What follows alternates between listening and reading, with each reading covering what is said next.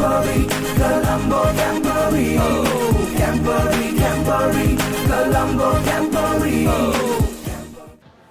අයිබෝන් ඔබ නැවතත් එකතු වෙලා ඉන්නේ 60 වන කොළඹ දිසා බාලදක්ෂ කැම්පරියත් එක්ක. ඉතින් මේ අවස්ථාවේදී මාත් එක්ක එකතු වෙලා ඉන්නවා කොළඹ දිසා බාලදක්ෂ සංගමේ සහාය දිසා කොමසාරිස් පුහුණු මිහිර ප්‍රනීත් මහත්මයා. අයිබෝන් කියලා පුතුමා පිළිගන්න.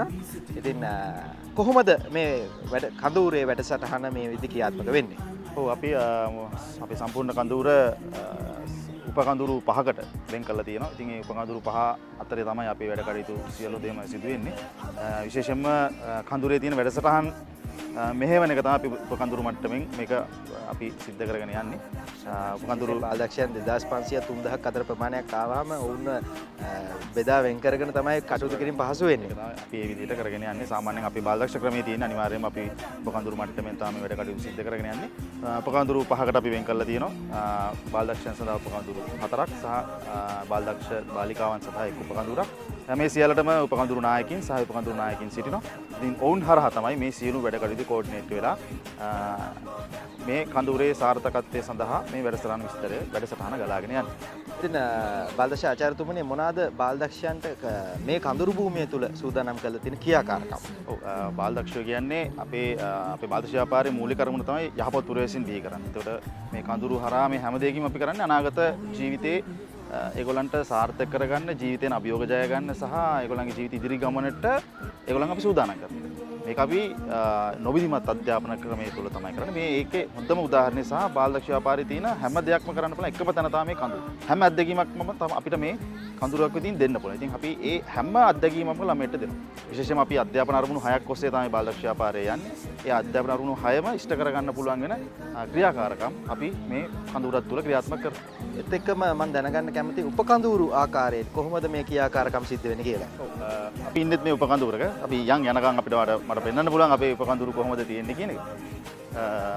ඉතින් ඇත්තටම උපකඳුරු මට්ටමින් සාමාන්‍යයෙන් අපි බාලදක්ෂ ව්‍යාපාරයේදී සාමාන්‍ය කරන ක්‍රමවේද තියෙනවා. ඒක එකක් තමයි හැමදාම උදේට අපි පරීක්ෂණ පවත්වනවා. ඒ පරීක්ෂණ පවත්වලා ඒවට ලකුණු ලබනවා. ඉතින් මේ පරීක්ෂණයේදී මේ දරුවෝ සූදානම් වෙනවා කඳුරු භූමිය බොහොම හොඳින් පිරිසුදු කරගෙන දවස් 5ට ඒගොල්ලෝ ජීවත් වුණත් මේ ඒගොල්ලන්ට අවශ්‍ය කරන හැම උපකරණයක්ම මේක ඇතුලේ ඒගොල්ලෝ නිර්මාණය කරගන්න. උදාහරණයක් විදිහට කුස්සියක්, අඳුන් තියන්න තැනක්, එතකොට කැම මේසයක්, ඊට පස්සේ ඒගොල්ලන්ගේ කඳුරු භූමියට ඇතුල් වෙනකොට අතුල්ලීමේ දොරටුවක්, දොර රවට්ටම් ගන්න කූඩාරම්, මේ හැම දෙයක් මේගොල්ලෝ ඉතාමත් හොඳින් හදාගෙන දවස් 5ක් හිටියත් මෙතන ඒ දේවල් ඔක්කොම මේගොල්ලෝ සකස ගන්නවා. ඉතින් අපි මේවා ඔක්කොම උදේට පරීක්ෂාවක් කරලා ලක් කරනවා. එහෙනම් තමන්ගේ කඳුරු භූමිය ප්‍රයෝජනවත් පරිදි මේ දවස් 5 තුල ගත කරන්නට අත්‍යවශ්‍ය කරන සියලුම දේවල් ඔවුන් මේ තුලම තනා ගන්නවා. ඉතින් මේ දවස් 5 මේගොල්ලන්ගේ ගේ මේකනේ.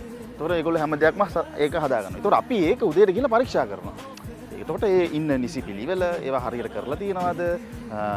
ඒගොල්ලන්ගේ යුනිෆෝම් එක කොහොමද? විශේෂම පෞද්ගලික පිරිසුදුත්වය. මේකේ කඳුරකට ගොඩක් ළමයි ඉන්නකොට ලෙඩ රෝග ඇති වෙන්නත් පුළුවන්. ඉතින් ඒ වගේ දේවල් නැති වෙන්න අපි බොහොම හොඳට මේවා පිරිසුදු කරගෙන ඒගොල්ලන් පෞද්ගලික කතාව ඉතාම වැදගත් දෙයක්. පිරිසුදුතාවය රැක ගැනීම, පිරිසුදුතාවය මේන්ටේන් කරනවා කියන්නේ ලේසි දෙයක් නෙමෙයි. මොකද ළමයි 3000ක් ඉන්නවා. ඔවුන්ගේ සනීප ආරක්ෂක කටයුතු පවා හැමදේම ඒ තුල ගැප් වෙලා තියෙනවා. ඉතින් මේ දේවල් කරන්න බාලදක්ෂ ක්‍රමය තුල මේ ඉගැන්වීම ඉතාම වැදගත් දෙයක්. මේවා අපි මේ කරලා දෙන දේවල් මේ ළමයින්ගේ ජීවිතය අනාගතේට මේක ගොඩක් ඒගොල්ලන්ට බලපානවා. එතකොට ඒගොල්ලෝ නොදැනුවත්වම තමයි මේ දේවල් මේ ඉගෙන ගන්න. ඉතින් කවදා හරි ඒගොල්ලන්ගේ ජීවිතේ සමහරවිට බාලදක්ෂ ව්‍යාපාරයෙන් ඉවත් වුණාට අවුරුදු 18න් පස්සේ 25 30 40 කොයි කාලෙද ගියත් සමහරවිට මේ අත්දැකීම් මේගොල්ලන්ට නොදැනුවත්වම ඒගොල්ලෝ මේ අත්දැකීම් ඒගොල්ලන්ගේ ජීවිතේට ගොඩක් වැදගත් වෙනවා. ඉතින් ඔබ දකින්න ඇති අපි මේ ඇවිදන් ආපු සුළු දුරට මේ සුළු දුරක් ඊටාම සුළු දුරක් ඔබට මේ විහාරමහා දේවී එලිමහන් උද්‍යානයට ආවොත් ඔබට දැක් ගන්න පුළුවන් කොපමණ බාලදක්ෂයන් ප්‍රමාණයක් කොපමණ විදියේ ක්‍රියාකාරකම් වල නිරතමයින් තමන්ගේ කඳුරු භූමිය සූදානම් කරගෙනමින් මේ කඳුරු භූමිය තුළ කඳුරු බඳමින් සිටිනා කර. ඔබට දැන් අපි පසුපසින් වුණත් පේනවා ඒ කොයිතරම් ආකාරයේ අලංකාර ගැජට්ස් අලංකාර නිමවුන් කොපමණ ප්‍රමාණයක් බාලදක්ෂයන් සදා තියෙනවද කියලා විශේෂයෙන්ම මතක් කරගන්න. දැන් අද මේ කඳුරේ විශේෂත්වය තමයි අපි පරීක්ෂණ දෙකක්, උදෑසන පරීක්ෂණයක් සහ හවස පරීක්ෂණයක්. උදෑසන තියෙනවා ඒගොල්ලෝ ලයින් අප් වෙලා බොහොම හොඳට යුනිෆෝම් ඇඳගෙන පරීක්ෂණයක්. හවසට අපි ඒගොල්ලන්ගේ සයිට් එක ඉන්ස්පෙක්ට් කරනවා. ඒ කියන්නේ දවස් 30 මේගොල්ලෝ කඳුරු භූමියේ අර කඳුරු මට්ටම් පවත්වාගෙන යන්න ඕනේ. ඒක අපි මේ අවුරුද්දේ විතර විශේෂයෙන් හඳුන්වා දීපු එකක්. එතකොට ඔබට දැනුත් පේනවා මේ වෙනකොටත් ඉතාමත් හොඳ මට්ටමේ කඳුරු භූමිය ටික තියෙනවා. මේ කඳුරු භූමිය වුණත් බැලුවොත් දැක් ගන්න පුළුවන් ඔවුන්ගේ කඳුරේ තමන්ගේ ඇඳුම් බෑග් ටික තියාගන්න පවා තමන්ගේ රෙදි ටික වේල ගන්න පවා අත්‍යවශ්‍ය කරන ගැජට්ස් ඔවුන් තියාගෙන ඉන්න ආකාරය ඒ වගේම කඳුරු භූමිය පුරාට ඉඩකඩ තමන්ගේ කඳුරු මනා පිළිවෙලකට තියෙන මොකද බැලුවොත් එහෙම අපිරිවෙලක් නෑ හැම දෙයක් පිළිබඳව එක එල්ලේ තමන්ට බලන්න පුළුවන් තමන්ගේ කුස්සිය තියෙන ආකාරය කුස්සිය පිළිවෙලට තියෙන හැමදේම නිරීක්ෂණය කරගන්න පුළුවන් පහසු විදියට ඊටාම ලස්සනින් තමන්ගේ කඳුරු භූමිය මැනේජ් කරගෙන ඒ කටයුතු කරන ආකාරය ඔබට පේන්න තියෙනවා. ඉතින් මේක තමයි බලාපොරොත්තු වෙන්නේ. මේකෙන් ළමයට ලැබෙන අත්දැකීම ඒක වෙන කොහෙම ජීවිතේ ලැබෙන පන්නරය වෙන කොහෙම ලැබෙන්නේ. ඉතින් මිහිර ප්‍රනීත් බාලදක්ෂ ආචාර්යතුමනි ඔබට බෙහෙවින් අපි ස්තුතිවන්ත වෙනවා. මේ තරම් සේවාවක් බාලදක්ෂයන් වෙනුවෙන් සැපීම සම්බන්ධව. ඒ වගේම මම දැනගන්න කැමති අවසාන වශයෙන් බාලදක්ෂයන්ට ඔබට දෙන්න පණිවිඩයක් ඇති. ඒ මොකක්ද? ඔබගේ ජීවිතේ සාර්ථකත්වයේ රැඳී පවතින්න නම් ඔබගේ ජීවිතේ සතුටව කියන්නේ කුඩා කාලේ තමත් හොඳින් සතුටෙන් ගෙවන්න කැමැත්තක් තියෙනවා නම් මොකද අද වෙනකොට බොහොම කාර්යබහුල ජීවිතයක් ගත කරන ළමයි ප්‍රමාණයක් ඉන්නේ. ඒ වගේම මේ කොළඹ කියන්නේ මහා ජනාකීර්ණ නාගරිකකරණයට ලක් වෙච්ච ළමයින්ට නිදහස් අඩු වෙච්ච පිරිච්ච රටක්. ඉතින් මේ වගේ කොළඹ දිසාවක නැත්නම් මේ වගේ නගරයක බාලදක්ෂ කටයුතු කරනගෙන ඒ ළමයාට ලැබෙන අත්දැකීම කියානිම කරන්න බෑ. ඉතින් අපි බාලදක්ෂ කරන දරුවන්ට මම කියනවා ඔබේ බාලදක්ෂ කටයුතු දිගටම කරගෙන යන්න. මේකෙන් ඔබේ ජීවිතේට ගොඩක් දේවල් ලැබෙනවා. දෙමව්පියන්ට මම කියනවා මේ බාලදක්ෂ ව්‍යාපාරයේ කොච්චර දේවල් තියෙනවද කියලා ඔයගොල්ලෝ පොඩ්ඩක් හොයලා බලලා ඔය දරුවන්ට අවස්ථාව ලබා දෙන්න. අද රටේ අවශ්‍යතාවයක් බවට පත් වෙලා තියෙනවා මේ වගේ අත්දැකීම් දරුවන්ට ලබා දෙන එක.